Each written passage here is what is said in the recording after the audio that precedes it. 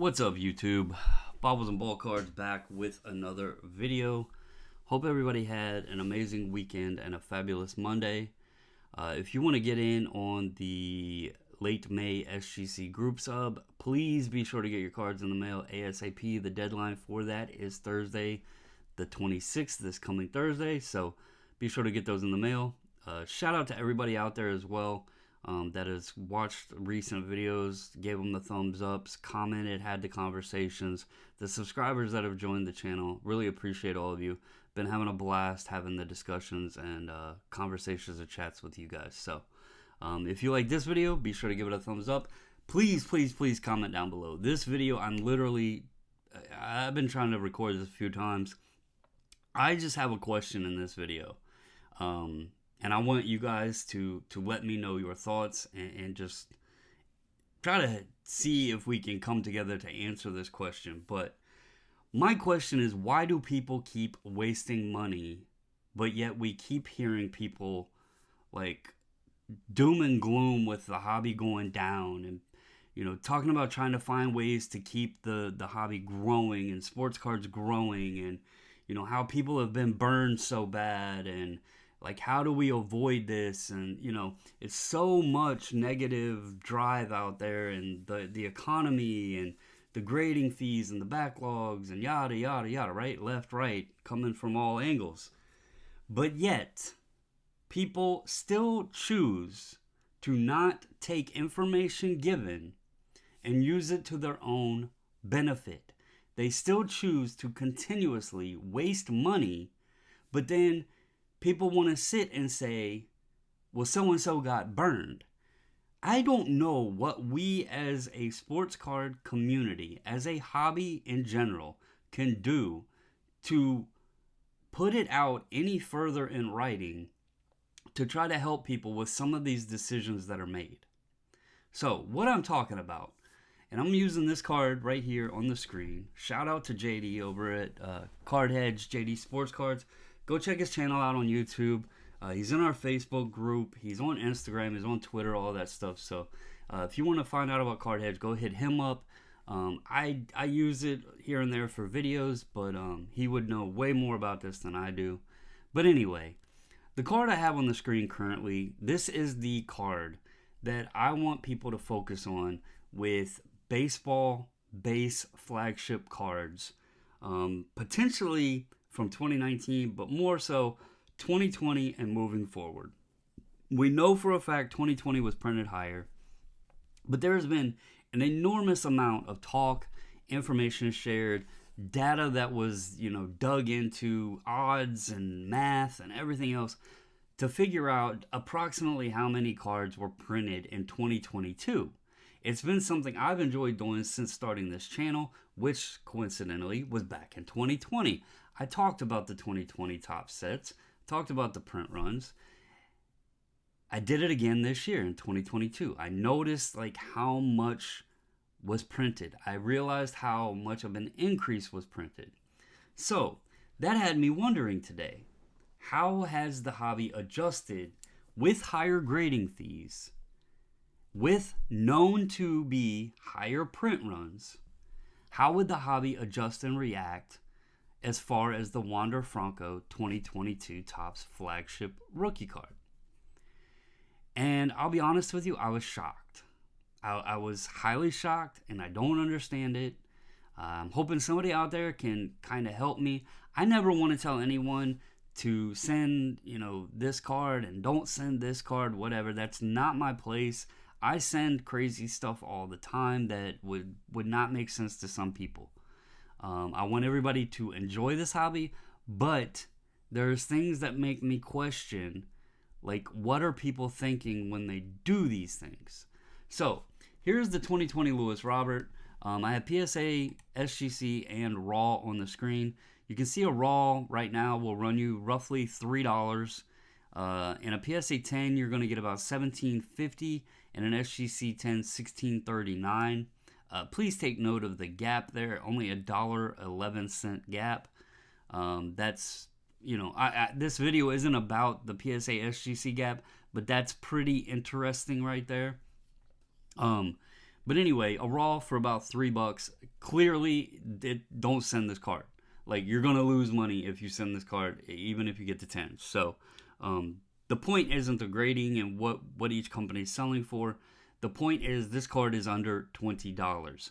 There is almost 38,000 of this card graded between SGC and PSA, and it clearly shows. Now, Luis Robert has actually done very well since debuting, since playing baseball. He had a little slump like his rookie year. He got hurt last year. But overall, statistically looking at his numbers, he's actually done fairly well. And let's take a look at that.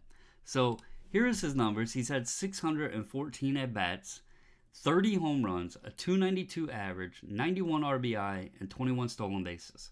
Not bad for a total of 6.7 WAR. If you look at Wander, now a key with Wander is he is younger. I do understand that. But with Wander, you have 434, so 180 less at-bats, right? 434 at-bats. He only has 11 homers, 279 average, 55 RBI, and 6 stolen bases. So if you took these numbers here, and let's say, I said 180, he's had 153 here. So add that on, that would put him at 587 at-bats.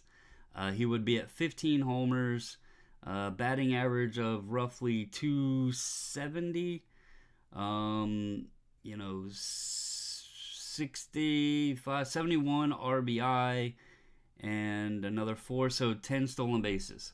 So looking here, you would say Luis Robert's better, right? Well, that's why I'm questioning when you see this and knowing that 2022 Topps is printed even more than 2020 Topps, why people are choosing this. Why are people choosing to pay $50 to $80 still on a 2022 Topps Wander Franco rookie card? It shocked me how many have even been sent in. Like, there's been 2,500 between SGC and PSA graded, and that's at the more expensive grading fee. And there's still 2,500 of them. That's pretty surprising, honestly. I did not think it would be that much. But then I looked and seen how much people are paying, and it's like, okay, I get it. There's only 2,500 graded right now. The card's only 3 months old. That says a lot right there. 2,500 in 3 months. If, let's say that doubles for the next 3 months, well, then you're at 7,500. And then let's say that doubles for the next 6 months after that, then you're at 15,000 already in a year. That plays right in with the fact that the Luis Robert is only 2 years old. So just something crazy to think about, that people still will go out and pay $180, $100 to $180. And even today, $50 to $80 on a card that we've shared all of the information. The data is out there. With the higher number printed of this card, there's going to be several thousands and thousands of them graded. There's not going to be any short supply of them. Wander Franco would have to become like damn near pretty much the best player ever to dramatically increase the value of it. This card right now has one trajectory, and that's only to lose money.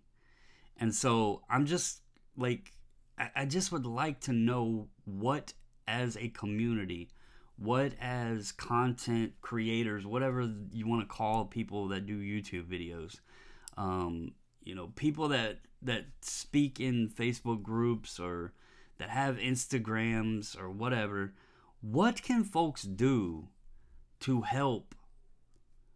I hate the word educate, but I guess educate, or to get answers for why people are still choosing to pay the upper values on cards such as this. if this was a card that we didn't, that was a lower printed card, and Wander just didn't turn out to be the player everyone expected, and it lost some money, that would be perfectly explainable.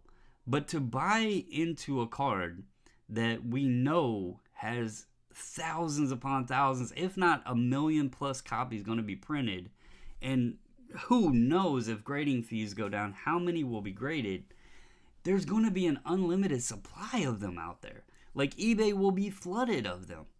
And people still choose to pay up, within 3 months, these prices, knowing that the likelihood they're going to lose money. That's the part I can't explain. That's the part I hope you guys can comment down below. Give me an idea, like, what's the deal with this? Personally, I sold like 35 of these raw, I think it was. Maybe it was 25, I can't remember. How many of them ever I pulled? We sold all raw in one big lot.